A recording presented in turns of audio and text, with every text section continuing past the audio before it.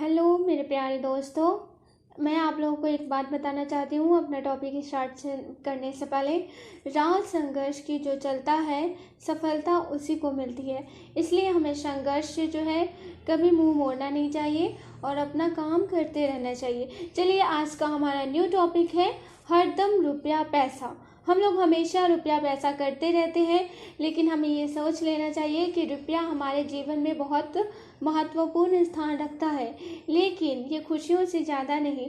आज हम इसी पे विस्तार से चर्चा करेंगे। देखिए, शीर्षक का पहला शब्द प्रमुख है। हरदम रुपया को रुपया कहने की अर्थ ध्वनि में एक प्रकार की हिराकत है।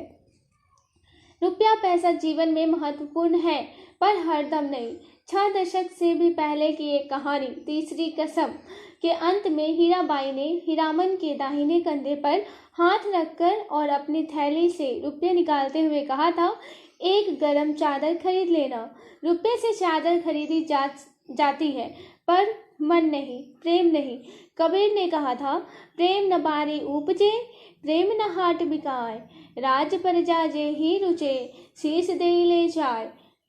यानी कि हीराबाई ने इसके पहले भी खाने के लिए पैसा देना चाहा था। हीरामन का जवाब था, बेकार मेला बाजार में हुज्जत मत कीजिए, पैसा रखिए।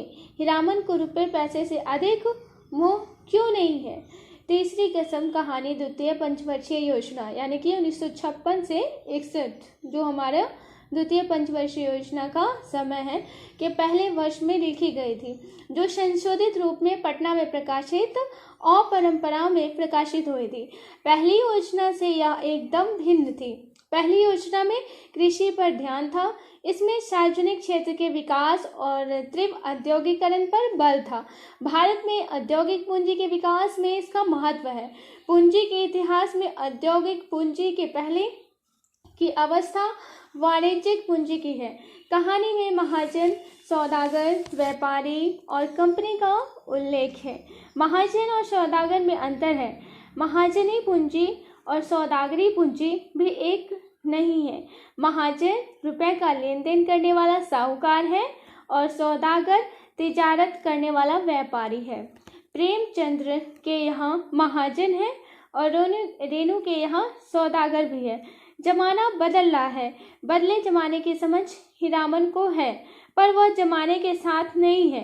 भारत आज नव उदारवादी अर्थव्यवस्था में है और यह व्यवस्था अब प्रश्नांकित है। कहानी में हीरामन 2 बार जा रे जमाना कहता है। कहानी के आरंभ में महाजन का मुनीम है, अंत में सौदागर। हीराबाई कहती है, महुआ घटवारिनी को सौदागर ने जो खरीद लिया है। रेणु समयानुसार बदलती अर्थव्यवस्था को देख समझ रहे थे। कहानी में सौदागर स्त्री को खरीद रहा है, स्त्री प्रणय पदार्थ हो रही है। महुआ घटवारिन को सौदागर उसकी सौतेली माँ से खरीद रहा था। महुआ का नाव से पानी में छपाक से कूदना उसका प्रतिरोधक है। महुआ घटवारिनी की कथा में सौदागर ने महुआ को बाल पकड़ कर घसीटा था। सौदागर की ऐसी निर्दयी मानसिकता सौदागरी प्रथा में सदैव नहीं रह सकती थी। हीराबाई को इस सौदागर ने खरीदा। वह अधिक समझदार है। अब सौदागर का मैनेजर है और कंपनी की देखभाल मैनेजर की जिम्मे है। भारत में जो ईस्ट इंडिया कंपनी आई थी, उसके मालिक यहाँ नहीं आए थे। ईस्ट इंडिया कंपनी ने आज की बहुराष्ट्रीय कंपनियों तक कंपनी का एक ही प्रकार का रूप रंग ढंग नहीं रहा है। तीसरी कसम में 3 कंपनियां हैं, 2 नौटंकी कंपनी है और 1 सर्कस कंपनी है। कहानी में कई बार कंपनी की चर्चा है। सर्कस कंपनियों और नौटंकी कंपनियों में अंतर है। एक और कंपनी की औरत को पतुरिया और रंडी कहने वाले लोग हैं और दूसरी ओर कंपनी की औरत को सिया सुकुमारी समझने वाले भी। कंपनी एक औरत एक, पर उसके संबंध में दृष्टियां भिन्न है। बहुराष्ट्रीय कंपनियों के स्वागत में पलके बिछाने वाले भी हैं। इसे भारत की नई गुलामी से जोड़ने वाले भी हैं। तीसरी कसम में एक और पैसे का हिसाब जोड़ने वाला पलटदास है और दूसरा और पैसे को सब कुछ न समझने वाला हीरामन भी। यह नोट करना चाहिए कि कहानी में धुन्नीराम और लहसवना ने पलटदास को छोटा आदमी और कमीना कहा है।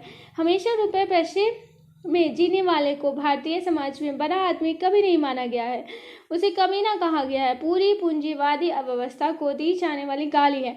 जमाना बदल रहा है, रेणु की नज़र तीखी है, उनमें बदले जमाने के प्रति ना कोई आकर्षण है ना ही कोई सम्मोहन। कहानी में बक्सर होने वाला आदमी कोट पतलून पहनकर साहब बन गया है।